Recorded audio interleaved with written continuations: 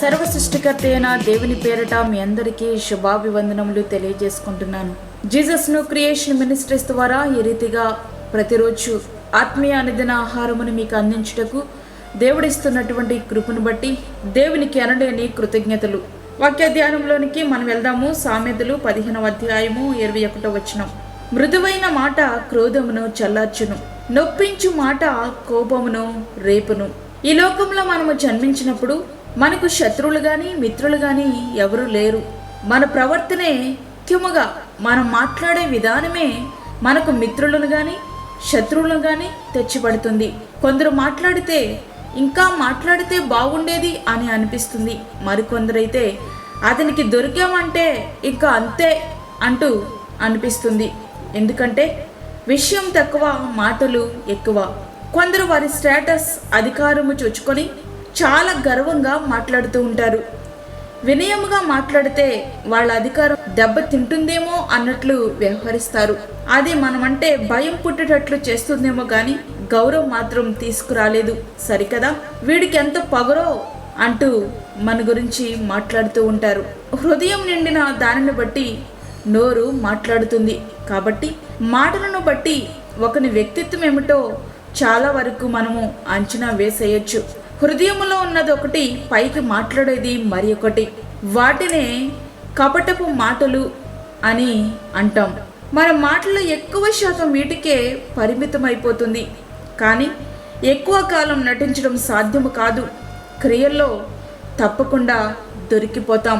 అయితే మన మాటలు ఎట్లా ఉండాలి? వ్యభిచారిణిని సహితం అమ్మా అంటూ పిలువగలిగిన మన ప్రియ రక్షకుడే మనకు గొప్ప ఆదర్శం. ఆయన పిల్లలముగా మాటలోనూ క్రియలోనూ ఆయనను అనుసరించగలగాలి. ఉప్పు రుచిని కలిగిస్తుంది. అట్లనే మన మాటలు కూడా రుచికరంగా ఉండాలి. ఉప్పు తక్కువైతే రుచి ఉండదు, ఎక్కువైనా తినడానికి పనికి రాకుండా పోతుంది. మన మాటలు సమపాళ్ళలో ఉంటూ దేవుని కృప గురించి మాత్రమే ఎక్కువ ప్రస్తావిస్తే అది చాలా రుచిగా ఉంటుంది. దుర్భాషలు మాట్లాడడానికి వీల్లేదు. అట్లాంటి మాటలు కత్తులతో పని లేకుండానే ఎదుటి వారిని హత్యలు చేసి మనలను నరహంతకుల జాబితాలో చేర్చేస్తాయి. తన సహోదరుని ద్వేషించువాడు నరహంతకుడు. 1 యోహాను 3:15. మన మాటలు వినే వారికి క్షేమమును ఆదరణను కలిగించాలి. వినివారికి మేలు కలిగినట్లు అవసరమును బట్టి క్షేమాభివృద్ధికరమైన అనుకూల వచనమే పలుకుడి గాని దుర్భాష ఏదైనాను మీ నోట రానీకుడి. ఎఫెసీ 4వ అధ్యాయం 29వ వచనం. బూతులు కానీ డబుల్ మీనింగ్ డైలాగ్స్ కానీ అబద్ధమునకు తావిచ్చే మాటలు కానీ పాపమునకు ప్రేరేపించే మాటలు కానీ మనము మాట్లాడడానికి వీల్లేదు. కృతజ్ఞతతో నిండిన మాటలే మనము మాట్లాడాలి. అట్టి మాటలు హృదయపూర్వకమైనవి కాబట్టి ఎటువంటి అబద్ధాలకు తావిచ్చే అవకాశము ఉండదు.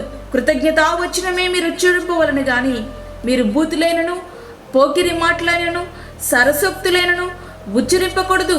ఇవి మీకు తగవు. ఎఫెసీ 5వ అధ్యాయము 4వ వచనం. ఎక్కువ మాట్లాడే వాళ్ళు తప్పకుండా అవసరమైన మాటలు, తప్పు మాటలు, ఇతరులకు హాని కలిగించే మాటలు మాట్లాడటకు చాలా ఎక్కువ అవకాశాలున్నాయి. విస్తారమైన మాటలలో దోషముండక మానదు. సామెతలు 10:19. అదే సమయంలో వినవలసిన వారు వినలేక విషయం అర్థం కాక సమస్యలు కొని తెచ్చుకుంటారు. అందుచే మాట్లాడుటకు నిదానించి వాడై ఉండవలను. యాకోబు 1వ అధ్యాయము 19వ వచనం. ప్రియ స్నేహితుడా, వాక్యమెట్టినటువంటి ప్రియమైన దేవుని బిడ్డ, మన మాటలు ఏ విధంగా ఉన్నాయి? మన మాటలు మనలను మనమే హెచ్చించుకునే స్థితిలో ఉంటున్నాయా? తన పెదవులు మూసుకున్నవాడు బుద్ధిమంతుడు. ఆయనను హెచ్చించాలి, మనము తగ్గించబడాలి. దేవుడు ఆకాశం అందున్నాడు, నీవు భూమి మీద ఉన్నావు కాబట్టి నీ మాటలు కొద్దిగా ఉండవలను. ప్రసంగి 5:2. దేవుని పిల్లలముగా మన మాటలు ఎట్లా ఉన్నాయి? మనల్ని తునీకరింప చేసేవిగా ఉన్నాయా? లోకము నుండి ప్రత్యేకపరచబడిన మనము మన మాటలు అనేకులకు మాదిరికరంగా ఉండాలి. ఆ రీతిగా మన జీవితాలు మనము సిద్ధపరచుకుందాం. మాదిరికరమైన జీవితాన్ని జీవిద్దాం. అట్టి కృప ధన్యత ప్రభు మనకి అనుగ్రహించునుగాక. ఆమేన్.